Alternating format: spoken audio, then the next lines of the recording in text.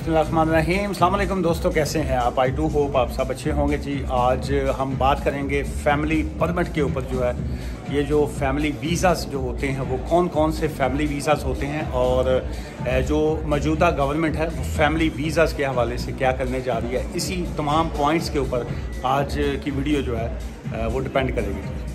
अच्छा जी, ये जो स्पाउस वीज़ा है उसकी अगर हम बात करें तो क्या स्पाउस वीज़ा में मैं मुख्तलिफ वीडियोस पे मैं देख रहा हूँ कि वो कह रहे हैं जी कि जो थ्रेश होल्ड है हम उसको जो है वो माइनस करने जा रहे हैं और उसमें माइनस मीन के 18,600 जो पहले का था थ्रेश होल्ड, क्या हम उसको जो है रिस्टोर करेंगे और वैसा करेंगे। ऐसी फ़िलहाल कोई ऐसी बात नहीं है जी, सिर्फ गवर्नमेंट ने ये अनाउंस किया है कि हम उसको पॉज कर रहे हैं, उसको स्टॉप लगाया है उन्होंने कि जी कि हम जो है वो जो पहले उन्होंने अनाउंस किया था कि पहले 18,600 टू 29,000, फिर उसको 34,000 करेंगे, फिर उसको 38,000 जो है वो करेंगे।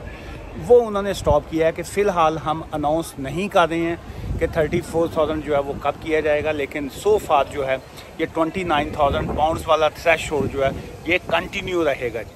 अच्छा जी, एक बड़ा इंटरेस्टिंग पॉइंट है इस स्पाउस वीज़ा के हवाले से। बहुत से लोग जो है वो पूछते हैं, क्योंकि पहले जो स्पाउस वीज़ा का रूल था वो ये था कि 18,600 जो है वो आपकी इनकम होनी चाहिए और उसके ऊपर आप अपने स्पाउस को ला सकते हैं। और साथ ही सेकंड ये था कि आपका जो ईच बच्चा है वो आपको सेपरेट कॉस्ट करेगा।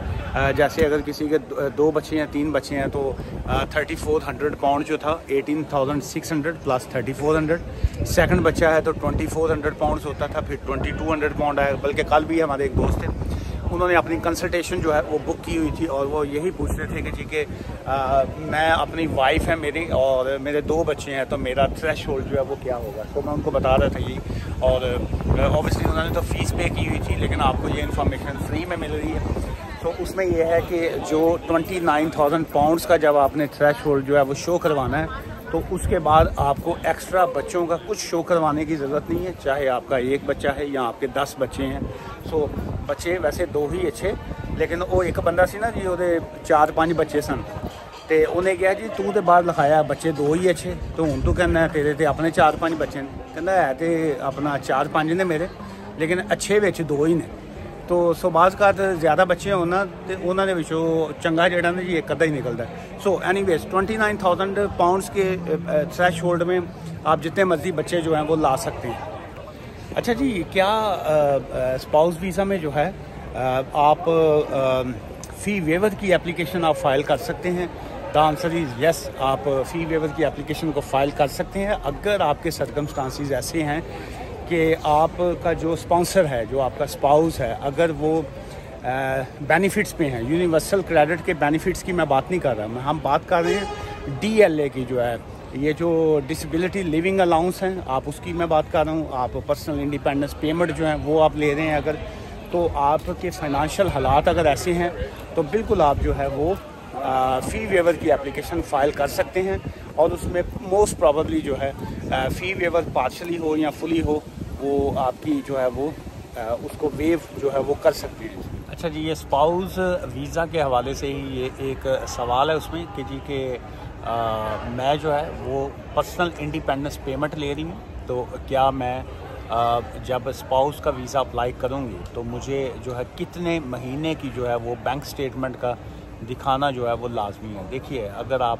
पर्सनल इंडिपेंडेंस पेमेंट पे हैं तो आपको 1 ईयर की जो है 12 महीने की जो है वो आपने बैंक स्टेटमेंट जो है उसमें ऐड करनी होगी। उसमें आपकी जब एप्लीकेशन को फ़ाइल करेंगी उसमें आप DWP का रिकॉर्ड आप देंगी कि वहाँ से पेमेंट्स जो है वो आपके अकाउंट में आ रही हैं। अच्छा जी, जो स्पाउस वीज़ा होता है वो इस तरह जो है देखने में वो फूलों की तरह लगता है, लेकिन ये कागज़ी फूल भी निकलते हैं सम टाइम। तो इसलिए जो है रिश्ते के हवाले से मैं ऑलवेज़ यही कहता हूँ कि जब भी अगर आप मैरिज या स्पाउस वीज़ा अप्लाई करें तो उससे पहले जो है फियांसे वीज़े का मैं सम टाइम हक़ में होता हूँ। मैं समझता हूँ कि फियांसे वीज़े में आपको एक दूसरे को समझने का मौका मिल जाता है कि कुछ सालों बाद अगर आपकी कोई सिचुएशन में रिलेशनशिप में गड़बड़ आती है तो उससे बेटर ये होता है कि आप थोड़ा सा एक दूसरे को पहले चेक कर लीजिए, एक दूसरे को जान लीजिए, ताकि आपकी ज़िंदगी थोड़ी आसान हो जाए। अच्छा जी, ये मैं मैनचेस्टर के एरिया से गुजर रहा था तो ये एक रेस्टोरेंट का नाम मुझे नज़र आया। ये असी पंजाबी है ना जी, तो पंजाबी च असी इहनूं पढ़ना है बनियान। बनियान नहीं होंदी जिहड़ी अपना गर्मियां दे विच अब्बा जी विहड़े च धोती ते बनियान पा के फिरदे ने, ते असी बनियान पढ़ना। हुण तुसीं की पढ़ना चाहोगे इस लफज नूं ते थल्ले कॉमेंट्स दे विच लाजमी मैंशन करना। वैसे जैपनीज़ वर्ड इहदा नाम है बैनयान, लेकिन तुसी वैसे दस्सिओ कि तुहाडे ख्याल च की लिखिया होया है। मेरे ख्याल च ते बनियान लिखिया है।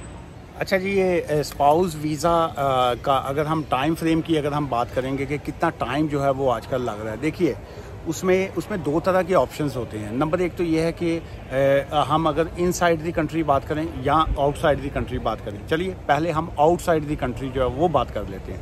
आउटसाइड दी कंट्री आपने स्पाउस वीज़ा अप्लाई किया, उसमें जो उनका स्टैंडर्ड टाइम है जो 3 to 12 वीक्स का मिनिमम आ जाता है। सो उसमें बहुत से केसेस ऐसे होते हैं जिसमें एम्बेसी जो है वो ज़्यादा टाइम भी ले सकती है। द रीज़न किसी की फ़र्स्ट मैरिज है, किसी की सेकंड मैरिज है, किसी की ऑलरेडी डिवोर्स है, कोई बंदा किसी और वीज़े पे पहले था। सो इस तरह के जब इश्यूज़ आएंगे तो that's come under the complicated matter. जो है जब इस तरह के मैटर आएंगे तो एम्बेसी वाले जो होते हैं वो आपसे फर्दर क्वेश्चनिंग जो है वो कर सकते हैं। वो पूछ सकते हैं कि आप इस सवाल का जवाब दीजिए, अब आप फ़लाँ डॉक्यूमेंट्स दीजिए।